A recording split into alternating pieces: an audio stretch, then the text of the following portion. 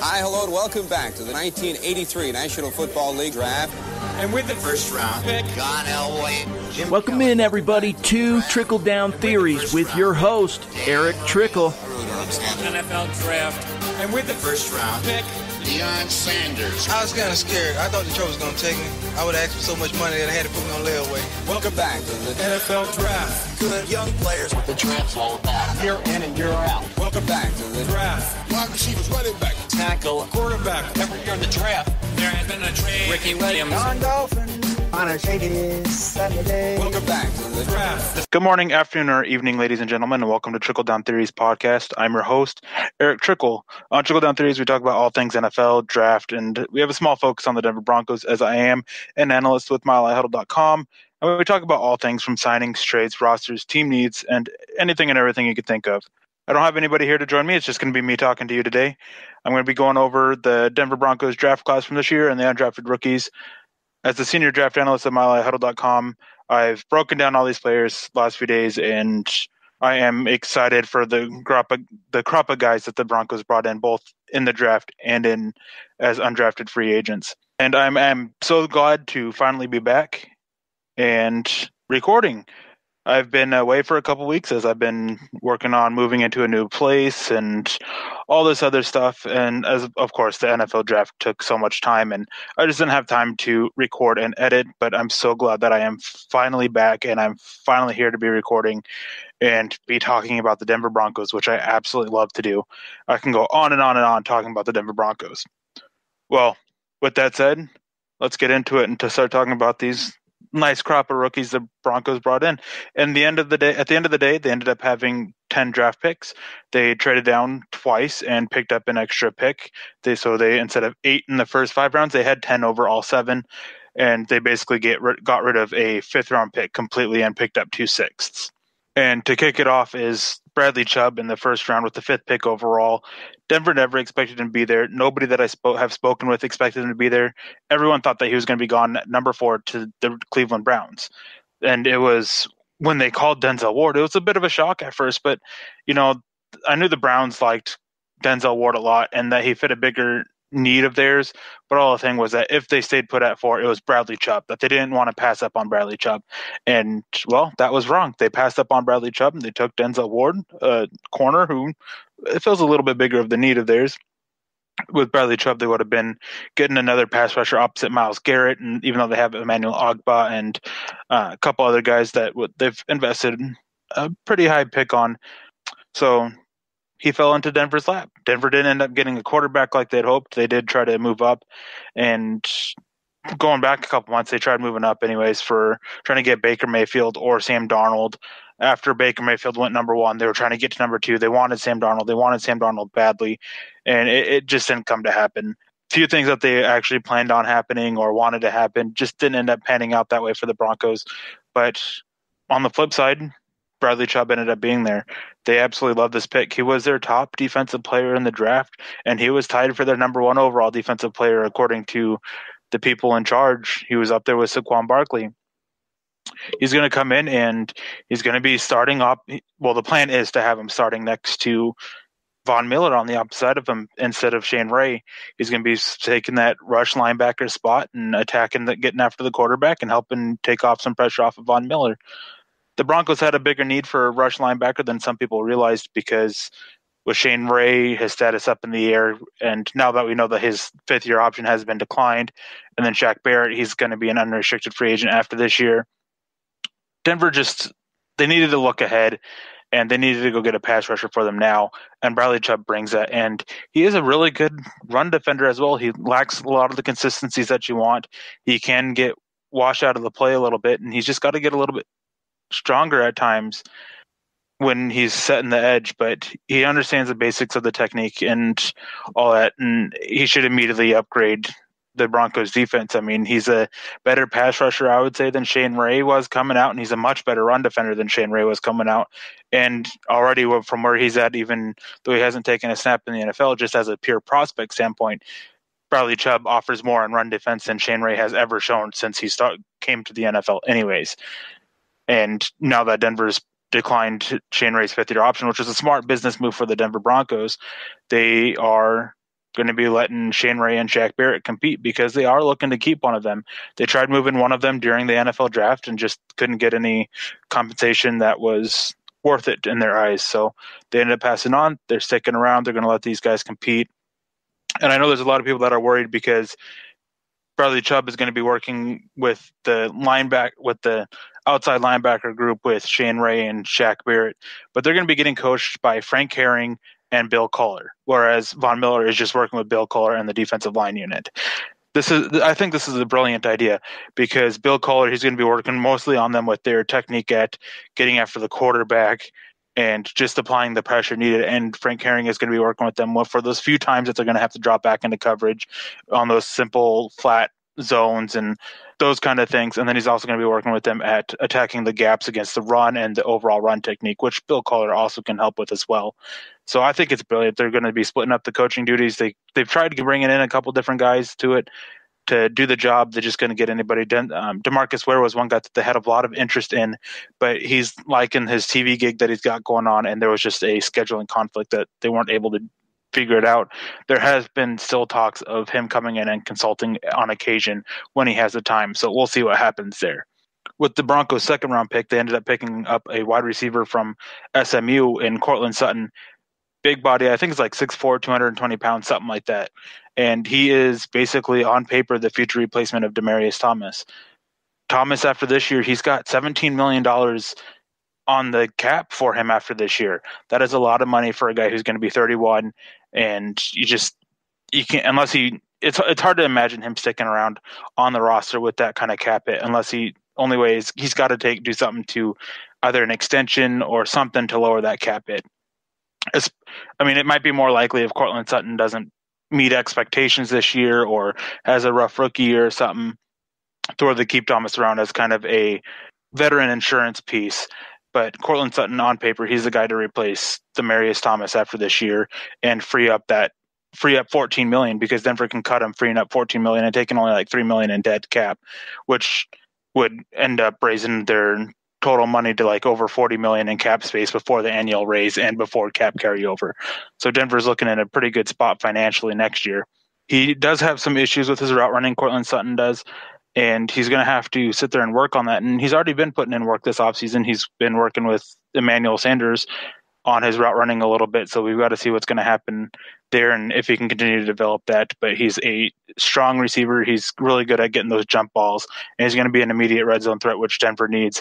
I would expect him to kind of be that number 3 receiver, but he's not going to be playing the slot. What will happen is when he comes in onto the field, then Emmanuel Sanders will be moving over into the slot, and that is if they have Demaryius Thomas on the field as well. If not, then it'll probably be a combination of Cortland Sutton and Emmanuel Sanders on the outside and Deshaun Hamilton, who we'll talk about in a little bit, on the inside at the slot.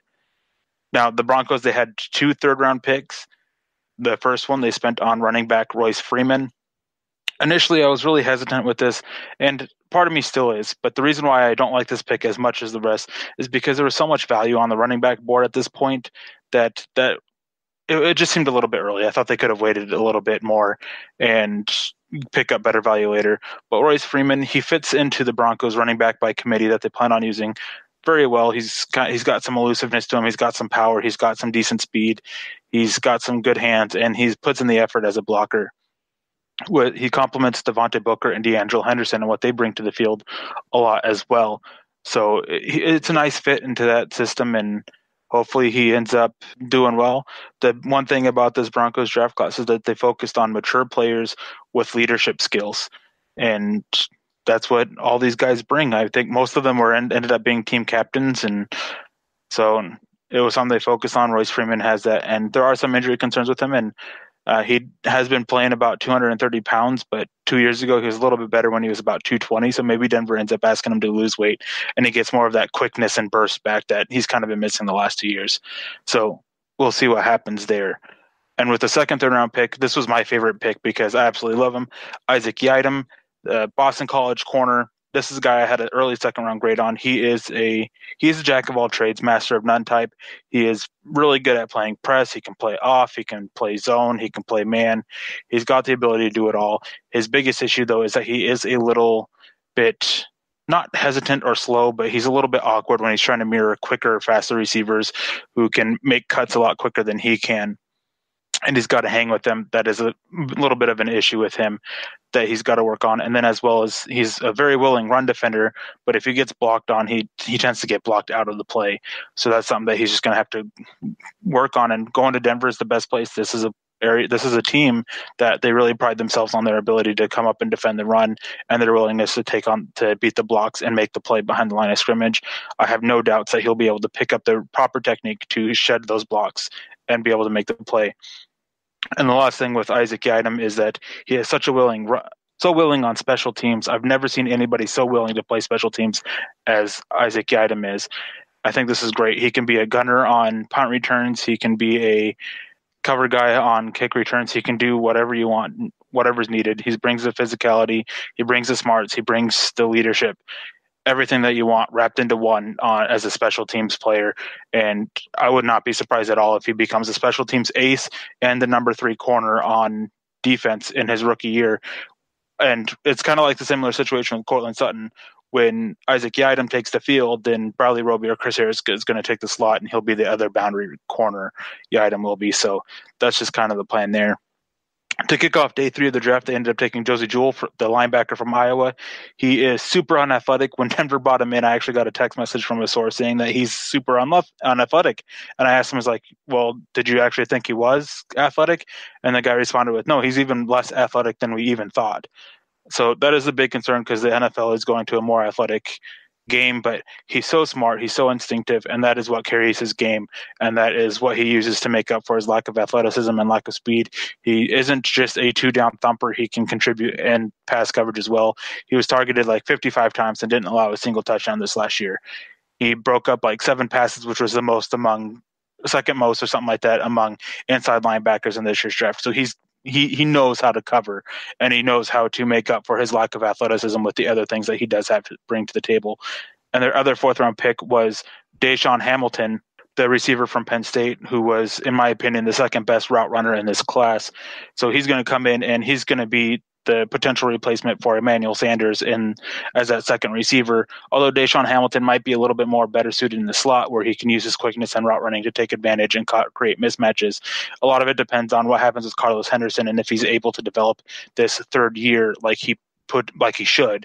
That is a big key with this receiver core is what's up with Carlos Henderson. But Deshaun Hamilton, he was a really good pick in a deep wide receiver class that he managed to fall a little bit. I think if this was a little bit weaker, he probably would have gone in the third round, maybe the late 2nd even.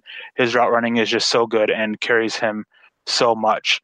In the 5th round, they ended up taking Troy Fumagalli, the tight end from Wisconsin. He is missing an index finger, but that doesn't stop him. He's a decent athlete. He's nothing exceptional, and he's a decent receiver. He's a decent blocker. Everything is just really decent of his, and he should complement Jake Butt very well as that number 2 tight end and help bring some more firepower to the Broncos passing game.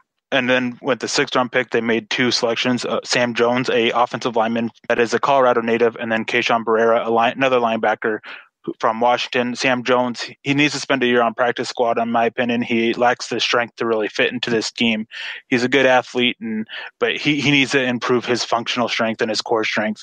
This is something that's going to have to happen before he is able to really take the next step and be the player that Denver may have had in mind when they selected him.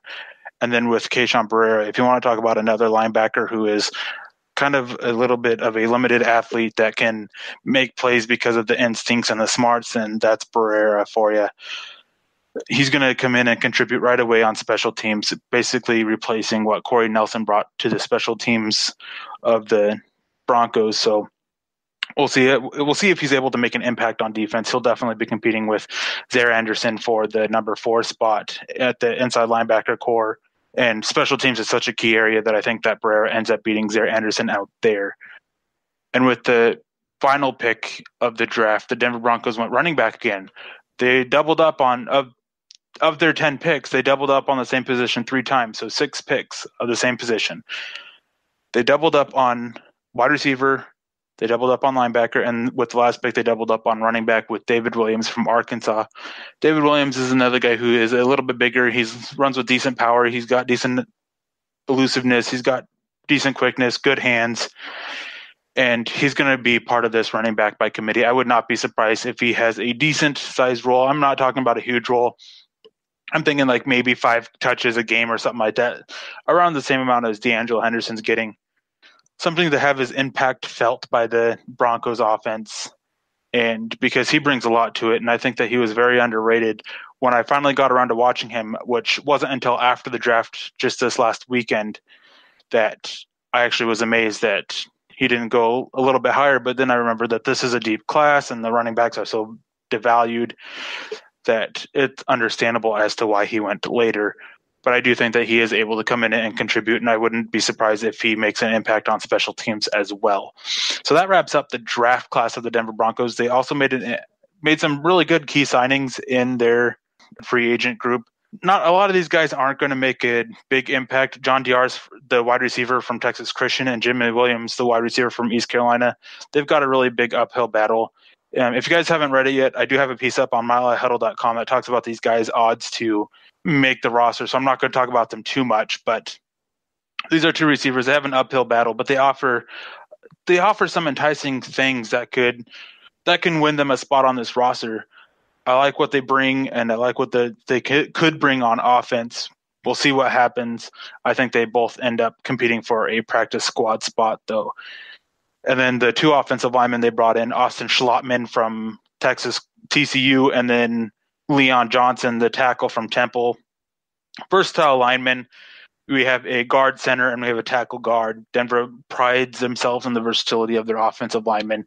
These guys who can play multiple spots, and Denver looks decently deep at tackle and guard, but we got to see how they compete. Obviously, it's way too early to tell.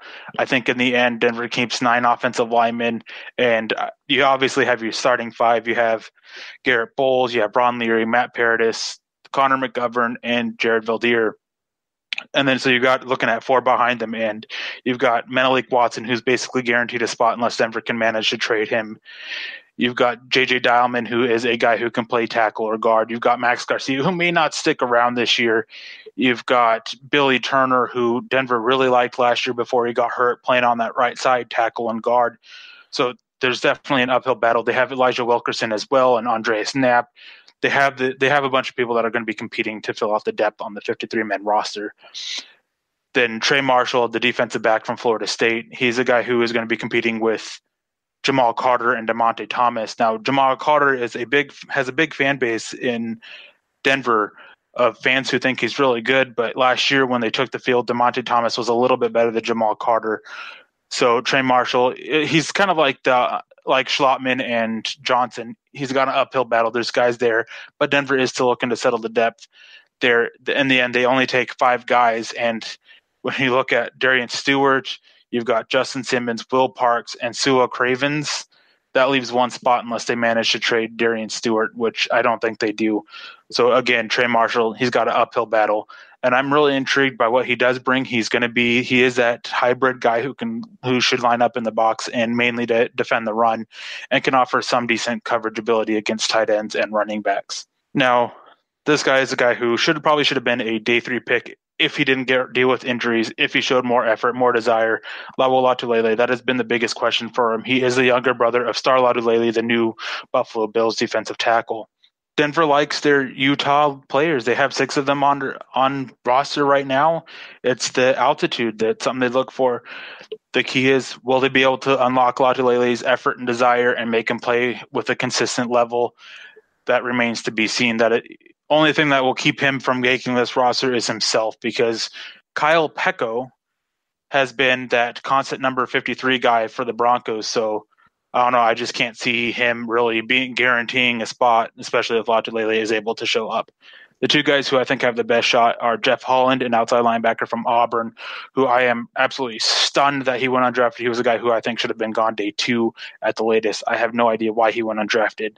As Denver looks to fill out their pass rushing depth, this is a guy that could turn some heads and potentially make Denver's front office more comfortable in moving on from Shane Ray or Shaq Barrett. And then Philip Lindsay, his main competition to make the roster, I think, is on special teams. If he is able to field kicks and punts cleanly, I think he is easily able to beat out Isaiah McKenzie, who has struggled to that. Granted, how far you're able to return it is a big thing, or is a big deal. And Philip Lindsay is plenty explosive to be able to make those big returns, as is Isaiah McKenzie. But the issue is again, Isaiah McKenzie just can't field the punts and kicks cleanly. That is your first step that you've got to do before you're able to take it to the next level. You've got to field it cleanly. Now, guys, I've been going on for a while. I'm starting to run out of breath, but before I say my parting comments and all this stuff, I just want to remind you listeners to please give us a click and subscribe to us on iTunes as well as Stitcher. Don't forget to share us around on Facebook and Twitter. We wouldn't be here today without you listeners. So as a call to action, please go and take the time, go to iTunes or Spreaker to rate and subscribe and let your voices be heard on how you enjoy the show. This is so much appreciated, as you guys are the ones who enable us to do something that we love to do. So please help spread us around. Now, for a parting comment, I'm going to talk briefly about Shane Ray. I mentioned him earlier. He had his fifth-year option declined, and this was the smartest move for the Denver Broncos from a business standpoint. Had he got hurt this year and he was unable to pass a physical, his contract would guarantee for $9 million. At this point, Denver is going to be letting him see how he's going to be able to do this year if he's able to stay healthy. They then can tag him. They can transition tag him. They can non-exclusive franchise tag him, or they can just flat out franchise tag him. And they can try to trade him from that point without allowing him to just hit the open market if they so choose to do that. If they do that, they can and are unable to trade him, they can then resend the tag and just let him walk. But at the same time, if he ends up showing out and ends up earning that franchise tag, well, that's still an option. This protects them from all aspects. And even if he does walk, they would be in position for a compensatory pick in 2020. Anyways, everyone, that is going to wrap up this episode of Trickle Down Theories. Please leave a like and subscribe. Follow me on Twitter at Erick Trickel. You can always reach me on there with any kind of question, and I'm more than willing to respond. We love the interaction with all you fans, listeners, and readers of our content. Without your support, we wouldn't be where we are without you, so we thank you for that. And please follow Mile High Huddle for all of our written work, milehighhuddle.com, and the Huddle Up Pod for all the podcasts that come out, the Building the Broncos that comes out, and all these ones that focus specifically on the Denver Broncos. And make sure you keep an ear out, because I am also doing Periscopes on a semi-regular basis. Normally I tend to aim for Monday, Wednesdays, and Fridays, and that is when I take a lot of Q&As or take a lot of questions and do a Q&A session. So that is something that you can keep an ear out for and join in and have your question be answered. I had a great time sitting here talking, even though my throat is a little bit sore. And I just want to say thank you all for listening to Trickle Down Theories, and please have a wonderful day. Mile High Huddle.